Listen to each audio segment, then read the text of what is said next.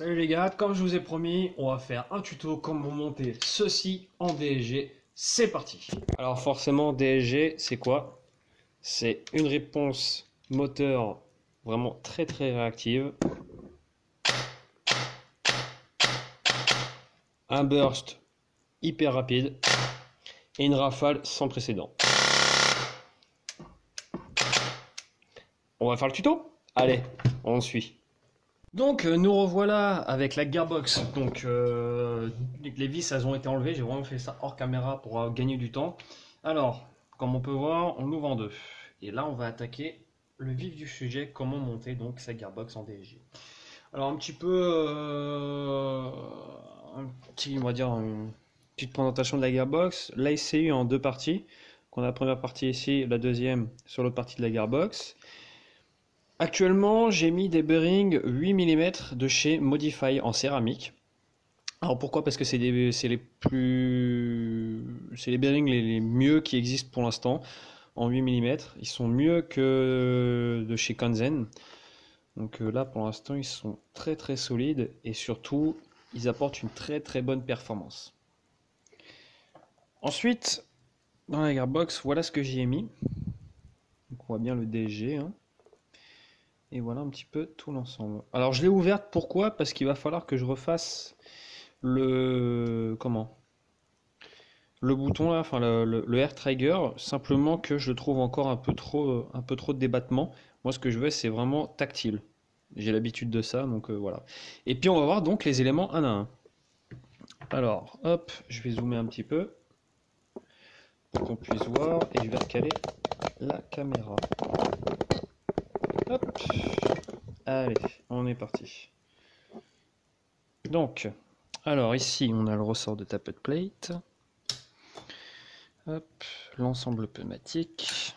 Bon, il y a le moteur qui est juste à côté en même temps. C'est normal que ça soit aimanté. On a les gears. Alors je vais donner tous les trucs et astuces forcément pour que vous puissiez le monter correctement et que ça ne fasse pas de merde. Alors il faut savoir que je vais le monter bientôt en 16.1, donc en engrenage 16:1. Ça permettra d'avoir une cadence encore plus élevée que vous venez de voir. Donc voilà la gearbox. Alors on peut voir tout le système ASCU ici. Donc ici on a la détection de fin de chargeur ici. On a le cut-off lever ici. On a le bouton. Celui-là il est souvent sujet à des casses. J'en ai commandé sur Wish. Là je vais rectifier avec le air trigger. Je l'ai changé. Hein, donc j'ai toujours celui-là d'origine au cas où. Et donc vous avez bien vu ici les bearings. Hop, les 3 bearings. Enfin les 6 maintenant. De chez Modify. Alors le DSG. Voilà ce que c'est qu'un DSG. Hop, on voit. Si je vous fais voir un sector gear standard, par exemple celui-ci, hop, on peut voir la différence tout de suite. Là, il n'y a qu'une seule rangée dedans. Donc normalement, il y en a 16. Et ici, en fait, il y en a 2. Mais il y a beaucoup moins dedans. Ce qui fait qu'en fait, ça va augmenter la cadence relativement très fortement même. Mais il y aura beaucoup moins de puissance, donc on va voir qu'il va falloir compenser ça par un gros ressort, enfin pas forcément sur le Scorpion, vous allez comprendre pourquoi. Mais là actuellement, voilà. Donc DSG. Hop. Ensuite, j'y ai mis des 18.1 de chez Super Shooter. Hop. Sur roulement. Hop. Donc c'est pas nécessaire en soi, mais tant que j'avais ça en stock, autant le mettre. Et puis là, hop, et donc là, on a le sector gear standard avec donc ici les trucs anti-retour, mais ils ne serviront à rien car il n'y a pas d'anti-retour sur le Scorpion. J'en ai pas eu besoin jusqu'à maintenant. Donc voilà. Ensuite, donc je présente les éléments, ensuite je vais expliquer comment on fait. Ensuite, voilà mon piston. Mon piston, il a un certain nombre de cycles relativement élevé. Je regarde s'il y a des casses. Non, il n'y a pas de casse, il n'y a pas de fissure. Non. Donc vous voyez un peu la gueule de mon piston. Alors j'ai usiné ici. Alors c'est pas nickel, hein.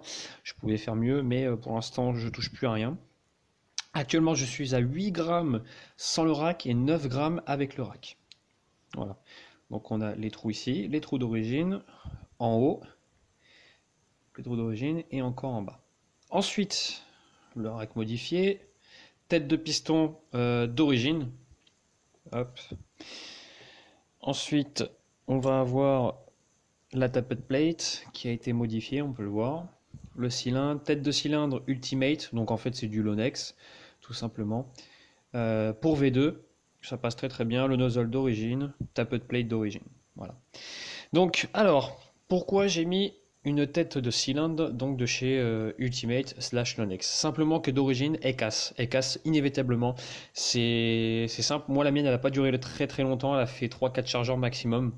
Puis elle a commencé à la casser. Donc, j'ai mis une V2 en aluminium CNC. Elle tient très bien, hein. Ouais. Donc, ça, c'est plutôt pas mal, hein.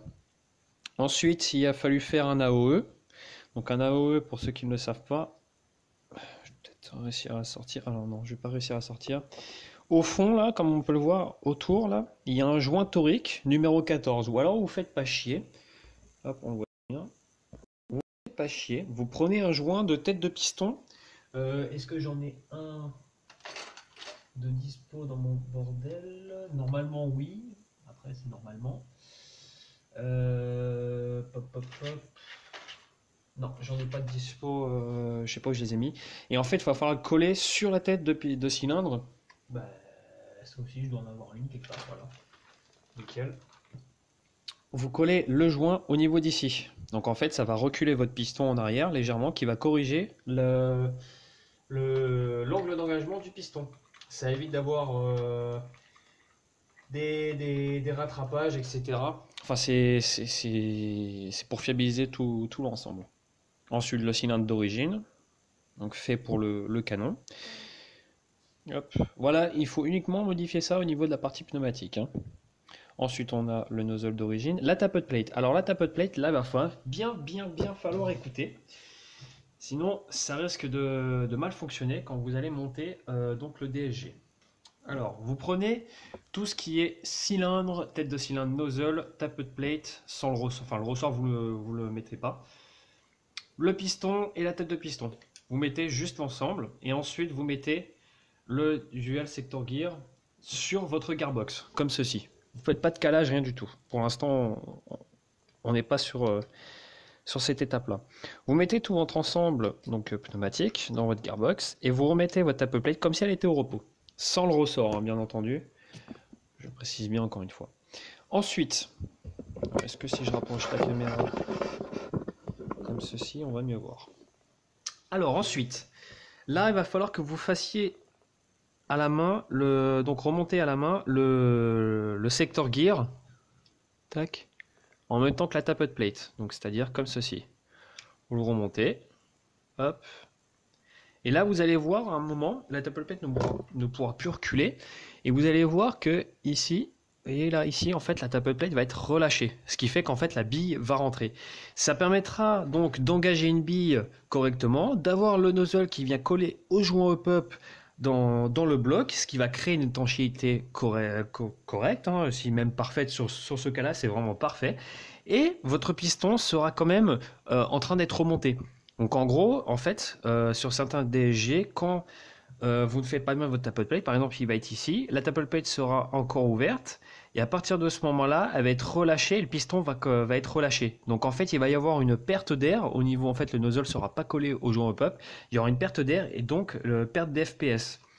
Alors que là, vous voyez, hop, je la fais reculer, la tappet plate revient immédiatement, mais le piston, il a encore de la course. Donc c'est-à-dire que il va y avoir une très bonne compression d'air, et là ensuite elle est relâchée. Voilà. Donc je sais pas si c'est vraiment été clair. En fait, il va falloir ajuster en gros. Donc en fait, le truc c'est que dès que votre tappet plate est complètement en arrière, au maximum, là à partir de ce moment-là, vous tracez un trait et vous coupez tout le surplus qui est ici. Là, juste là. Tac, on coupe ça. Donc en fait, après on fait des vérifs, hein. On vérifie bien que le piston est bien encore sur son rack et que la bille a le temps de passer en même temps et qu'elle se fait bien engager, que la tappet plate revient bien. Et ensuite on vérifie tout ça. Voilà. Donc il n'y a rien de bien compliqué, il faut juste être logique et faire attention que la tappet plate soit bien relâchée au bon moment. Ah putain, cylindre en acier, c'est pas... Putain! Moteur d'origine, hein. Tac. Mais très puissant au niveau des aimants. Hop. Donc lui, on peut le retirer. Donc là, à partir de ce moment-là, on n'y touche plus. Une fois que la top-up a été faite. Ensuite, il va falloir modifier votre piston. Donc comme on peut voir, alors pour modifier le piston, il n'y a rien de plus simple. Vous prenez votre DSG, vous faites ça, et vous voyez, la dernière dent, elle est là. Donc toutes les autres dents qui sont après celle-ci, vous les supprimez à la Dremel, à la lime, enfin à l'outil que vous voulez. Et il va falloir également faire enlever les deux dents qui se trouvent ici, si vous en avez deux. Sinon, la première qui, vous voyez, est ici. Tac, ici. Donc il m'en reste 1, 2, 3, 4, 5 dents en tout ici. Plus la grosse dent d'accroche. Hop. Voilà, rien de bien compliqué. On regarde bien. Je la mets de côté exprès pour que vous voyez. Je vais y arriver, hop. Tac, vous voyez. C'est vraiment le nombre idéal pour le piston, enfin le rack du piston. Ensuite, le rack du piston, va falloir le coller. Alors pourquoi? Parce que simplement que les casses à chaque fois sur ce piston, c'est ici. Ça vient casser au niveau d'ici, et puis le rack vient se faire éjecter. Là, il va falloir le coller, comme ça, il ne bouge plus, et ça ne risque plus d'avoir de casse. Voilà la preuve. Vous voyez, ça fait un petit moment que je le fais tourner, et jamais eu de casse jusqu'à maintenant. Donc voilà.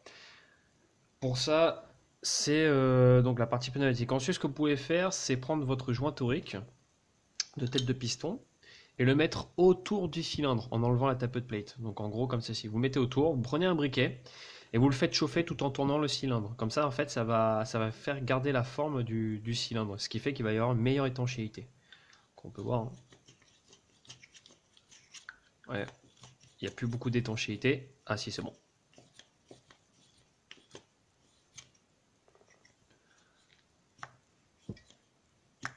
Voilà, donc c'est étanche, c'est bon.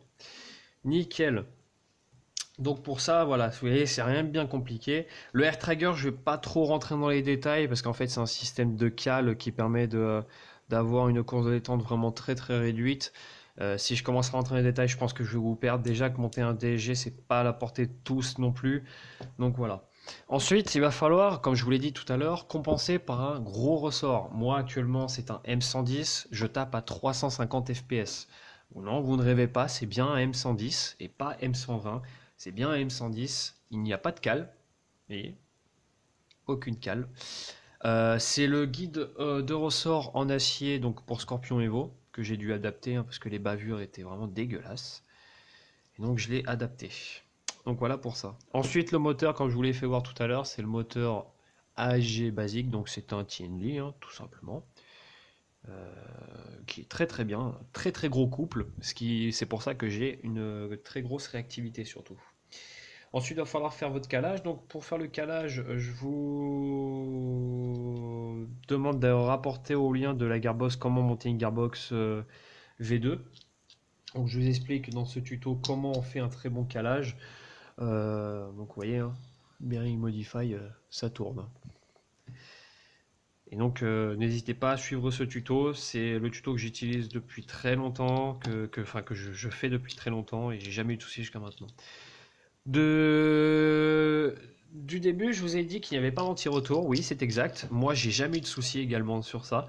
On voit que, d'une, pas d'anti-retour parce qu'il y a un ASCU. Et de deux, j'ai jamais eu d'effet inverse, l'engrenage qui revenait au point de départ. Donc pour l'instant, je touche du bois. On verra par la suite si malheureusement j'en aurais besoin d'en fabriquer un. Sinon, écoutez, pour l'instant, tout fonctionne bien. Donc pour remonter, c'est simple. On met ça comme ça. Bien prendre la petite pince. Hop. Voilà. Vu que c'est Scorpion, on met pas tout de suite, ça ne sert à rien. Là, on vient mettre donc la SCU. Alors, va falloir vraiment faire gaffe dans le sens où, vous voyez, il y a des petits picots qui sont là et qui sont là. Ils se correspondent à ici et ici. En fait, c'est simple, il faut que vous regardiez. Et on ferme la gearbox comme ceci. Puis après, faut que vous jouiez avec les éléments pour que tout concorde correctement. Voilà, moi c'est rentré du premier coup. Mais je ne vais pas la fermer car j'ai le air trigger à corriger. Donc voilà, vous voyez, c'est vraiment, il n'y a rien de plus simple à monter un DSG, il faut juste monter ça correctement, prendre son temps, c'est pas... un DSG ça ne te monte pas pour le lendemain, pour ceux qui sont vraiment novices dans le domaine. Donc voilà, et n'hésitez pas aussi à corriger votre rack de sélecteur ici. Il est défaillant dès le départ. En fait, j'ai corrigé ça au Chatterton. J'ai mis une surépaisseur, ce qui fait que maintenant il détecte bien les positions de tir. Donc voilà, n'hésitez pas à faire ça également. Donc ouais, moi écoutez, moi j'espère que ce petit tuto vous aura plu. Et puis moi je vous dis à bientôt pour une prochaine review. Ciao!